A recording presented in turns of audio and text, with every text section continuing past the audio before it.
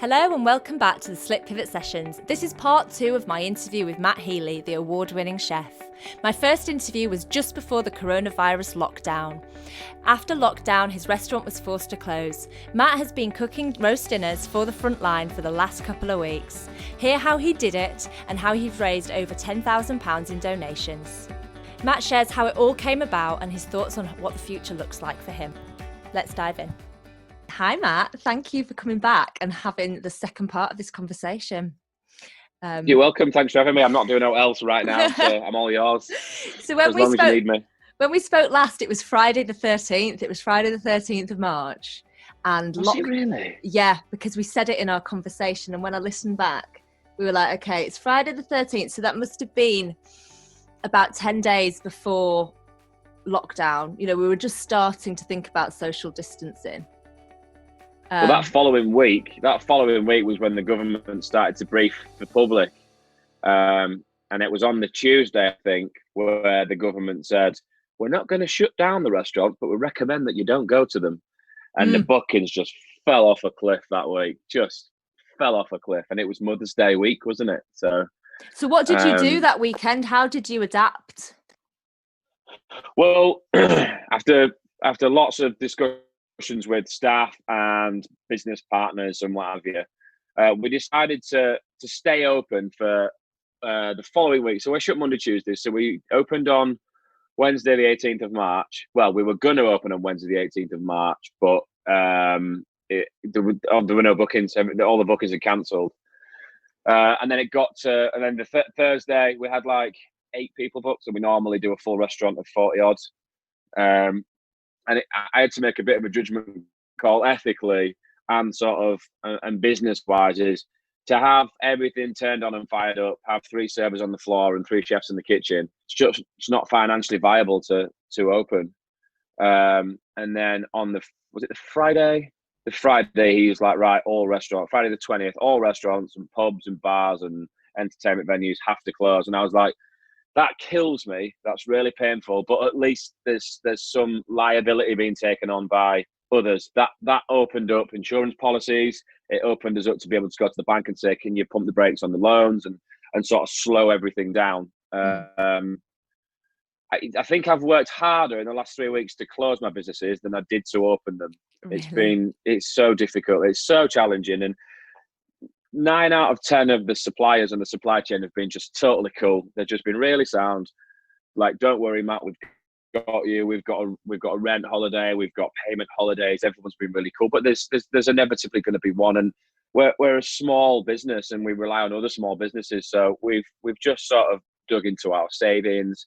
We've begged, stolen, and borrowed off people, and we've tried to make sure that everybody's got enough to eat, metaphorically speaking. You know. Mm-hmm. But it's been real difficult. Aside from the fact that I don't know what to do, I'm just going out of my mind. What the dogs, and it gets to like midday, and I'm like, is it too early for wine? Because I've got no responsibility. Yeah, I don't have to get up tomorrow. And it's funny because in the other part of our interview, you know, you were talking about how you worked crazy hour weeks, you know, and your lifestyle, and now it's gone from always on to, you know, always, you know, not on. And so what inspired the NHS campaign then that you've been doing? And tell us about it firstly. And that follows on from your first question. So Mother's Day week we closed, but we had 120 people booked, and we were like, what do we do? Do you know what I mean? Like, it came to like the Friday night, and I have to order all the produce on a Friday for a Saturday because we don't get deliveries on a Sunday. So I was like, if I order it and then we're ordered to absolutely close, I've got like a grand's worth of stuff that I can't do anything with. So we decided to offer a takeaway service, obviously bearing in mind all the government guidelines on social distancing and stuff. So we set up like a little barrier outside the restaurant to the main doors. We put takeaway prices on all the wine. We lowered the price of the Sunday lunch to like 15 quid, I think. And we sold out that Sunday, but I always overorder, and I always do for a reason, because A, I hate running out, and B, it's always nice, a little bit of a touch at the end of a Sunday to give the staff, like all the staff sit down, have some wine, have some Sunday lunch, end of a busy week. Do you know what I mean? A bit of a thank you and a bit of a knees up for the guys to bond. And obviously we had no staff on that day. There was just myself and my partner and my brother doing it. So we had like 15-ish Sunday lunches left, and my girlfriend Holly's a nurse, so she was like, maybe we should take it to a ward, a high dependency unit or something. And I was like, I never really thought about it. I was like, all right, wicked. So she made some calls to some old colleagues, and they're like, oh, there's like 10 nurses on the Bexley wing at St James's Hospital. St James's Hospital is in Leeds, where I was born. It's where my father was taken when he was extremely poorly, and it's got a very special place in my heart. So I was like, okay, let's fly up there. What's the worst that could happen? So we took them in and we found the ward, and it's when you walk into the ward, it's so strange because it was like nobody, we didn't see a single person. And you know how big St James's is; it's massive in that big middle sort of entry part. There was just not a single soul, not even reception security. It was really eerie and creepy. So we found our way to the ward. We didn't go actually onto the ward because it was a high dependency unit with people that were really poorly. Went to the staff room and just said, "These are for you." And they're like, "Oh, can we take a picture to put onto our social media channels?" And I was like, "You can see in the picture that went viral, I'm really, really uncomfortable about it because it wasn't a PR stunt. It was like, here's some lunch we got left over, have it." And then sort of stood there and looking really awkward and out of sorts. And that picture sort of went viral. And we had a conversation the next day with our social media manager, and she was like, "Let's just start a GoFundMe page. We've got the restaurant, we've got the facilities. You know, how many could we realistically do?" And I was like, let's set it for £1,000 because that feeds 300. So if we can get £1,000 by the end of next week, we'll be able to do 300 Sunday dinners again. And you never know, it might snowball. And Christ, did it snowball. We hit £1,000 in about an hour and a half. And then it just kept going. And then John Richardson, the comedian, messaged me on Twitter, and he was like, "What you're doing's great." He's moved back to Leeds. He's like, "Just got you over the line." So he donated. Then Calendar News got in touch, ITN, BBC, all these people got in touch, wanted to do all the filming, and it just spiraled. And as of yesterday, I think we're about 400 quid off 11 grand. Wow, well done. So we're on the 20th of April now. Yeah. And so how long have you done it? 3 weeks now?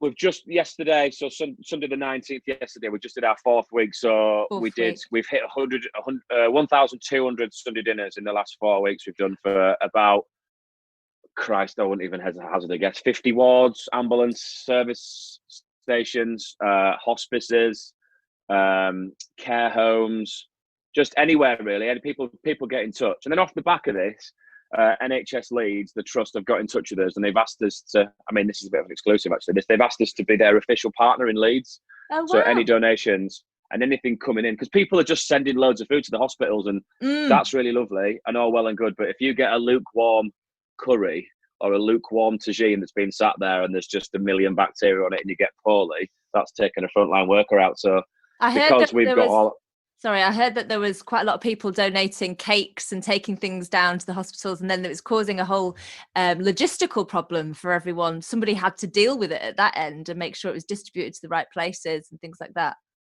I think that's why the trust got involved, because people were rocking up with pizzas and, you know, takeaways were just flying down there, and just left, right and centre, there's just food all over, which, as I said, is a lovely sentiment, but food safety is really important as well. Do you know what I mean? Because if a whole ward that are looking after critically ill patients get a tummy rumble and they have to be getting out of there with a bit of food poisoning, they've then got to stay away from work for 7 to 14 days, and food poisoning's got an incubation period of about 12 hours, so you're done. So we are in partnership now with NHS Leeds Trust. So any donations, or any food, any care packages now come through the foundry in Leeds, and we'll distribute them through our logistics, and that, which is me in my car, pretty much. Oh wow, well done, and you're continuing to go. So how long do you see this going on for? Well, as long as people keep donating, I'll keep cooking. Do you know what I mean? So we've done it for 4 weeks. Like I said, it costs between about 800 and £1,000 to do. So we've got about 6.5 grand left in the pot. So we'll just keep going, and we'll go as far as we can within the sort of LS postcodes and the boundary of the NHS in Leeds. And so, how do people donate? There's a GoFundMe link on all our social channels, so on the Facebook page, Instagram, and my Twitter. I'll send you the link as well. Send me the link, and I'll put it in the show notes and put it on mine as well, so everyone can find out a way. And I, because this is the Slip Pivot Sessions, and I'm dead nosy about how stuff works. How are you actually doing it behind the scenes? So I know there's your brother Liam, and your girlfriend Holly. Like, talk us through it. Like, how's a typical week looking now for you? Well, Monday Tuesday, Wednesday, I'm pottering about, so I'm just doing stuff. So I've started to run. I've just bought a bike, so I'm trying to get fit. And because I didn't exercise that much before, but I was on my feet for 15 to 18 hours a day, so it's almost like exercise. But at the moment, I'm just binge watching Netflix and Amazon Prime and all rewatching MasterChef 2016. Watching yourself. Yeah. So I'm pretty bored early week, and then so Wednesday I'll liaise with our social media manager, who is Lucinda, who's brilliant, who takes care of all the marketing for Gron and the Foundry, and she'll give me a spreadsheet of how many we've got and where they're going. So I'll place the orders to the butcher and the veg guy. They don't deliver anymore now, so I've Thursday morning I'll fly up to Bradford, fill my car up with as much veg and stuff as I can get in there, and then the meat man meets me at the restaurant. And then we start on Thursday, just peeling and chopping and doing little bits and pieces. And then Friday, we do all the actual cooking. So we've got a cook chill process. So you've got to take things up to 75 degrees, then you've got to bring them down below 8 degrees within a 90-minute window. So it's quite easy with nobody else being in the kitchen. So I do all that on my own. And then on Sunday, it's just a case of getting it all boxed up. So what tends to happen is Liam and Holly box everything up, because Liam can't cook and Holly has no desire to cook. So I just pass it all to them and they distribute it all. And then Holly just grabs out the spreadsheet and she's like, right, okay, we've got, I don't know, 80 going to the LGI, 120 to Jimmy's, and then you're going to St. Gemma's, and you're going to Wheatfields, and you're going to the ambulance service. And we've got it down now. The first week was like, yeah, we'll deliver at 1 o'clock. And I was just so far behind. We didn't have delivery until like 5 p.m. I saw that on Instagram and I felt your pain that day, because I know in your heart, you're probably like, right, I want this hot gravy, everyone being happy at lunchtime, but logistical challenges, I expect. Yeah, and we've had to adopt the offering as well, because I am quite a proud person in what I do, and obviously put my name above the door in a restaurant. You've kind of got to live by the sword and die by the sword. And I was like, well, if I'm going to send out a Matt Healy Sunday lunch, it's got to be blooming warm and pink and beautiful and delicious with cauliflower cheese and a beautiful gravy. And I was like, actually, we can't actually do that and make it work. So I've had to sort of adapt the offering. But I think that we're still getting the message across that what we're doing is a nice thing, and the food that we're doing is pretty tasty and wholesome. Do you know what I mean? And I think the feedback that we've got is people that, like nurses and doctors that are working 14 hours and they're coming to the close of their shift and they get given this Sunday lunch that they just stick in the microwave for 90 seconds. They're like, that it properly makes their day. We've had loads of wonderful, like tear-jerking messages, which is really sweet. Really nice of people to do that. Oh, well, keep doing what you're doing. It's an amazing way for you to be spending your time right now. And I think everyone can. How much do people donate to buy a nurse or a doctor roast dinner? Well, we've said from the start, a £5 covers the cost, because I could use a cheaper cut of meat and I could put less in, but I don't want to do that, because I'm still, like I said before, I'm a bit of a perfectionist. I'm still representing the restaurant and the brand, so I still want to get as much quality into that as I can. So I'm using salt aged strip loin, beautiful, from a butcher in North Yorkshire. So it costs a £5, and it costs £5-ish, and we make the cost up. But we've had donations from Taylors of Harrogate, Yorkshire Tea Centres, 300 little mini boxes of Yorkshire tea to give out. There's a bar in Leeds called the Brotherhood of Pastimes and Pursuits. It's a sports bar. And my friend Seema Demon is the owner. She sent us down 100 little booze packages. So like a little can of hooch and a bottle of Heineken for when they finish work. Vegware have sent us all the compostable little boxes to put all the food in. So people have been really generous. LNER, the train company, donated like 500 eggs or something, because they weren't running a first class carriage anymore. So loads of people have got involved. And like I said, if people keep getting involved and keep chucking stuff in, then I'll just keep going as long as I can. And if we get the green light to open and there's any funds left in the pot, when we reopen, we'll just have a massive reopening party at the Foundry with champagne and oysters, and just let all the nurses and doctors come down and enjoy that in the sunshine. That sounds wonderful. Thank you so much for coming on and giving us an update. And how are you feeling about the future for the restaurants now? The future is massively uncertain, but I'm not going to dwell on worry, because it's a nothing feeling. So if, what will be, will be. I can't change what's about to happen. But I do believe that I've got enough self-belief that if it did all go, that I'm confident that I could rebuild.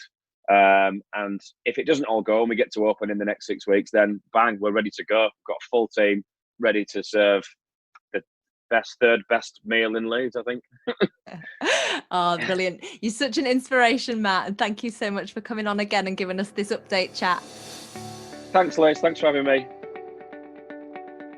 You've been listening to the Slick Pivot Sessions with me, Liz Ward. If you'd like to donate to buy a roast dinner for a frontline worker, visit the GoFundMe link in the show notes.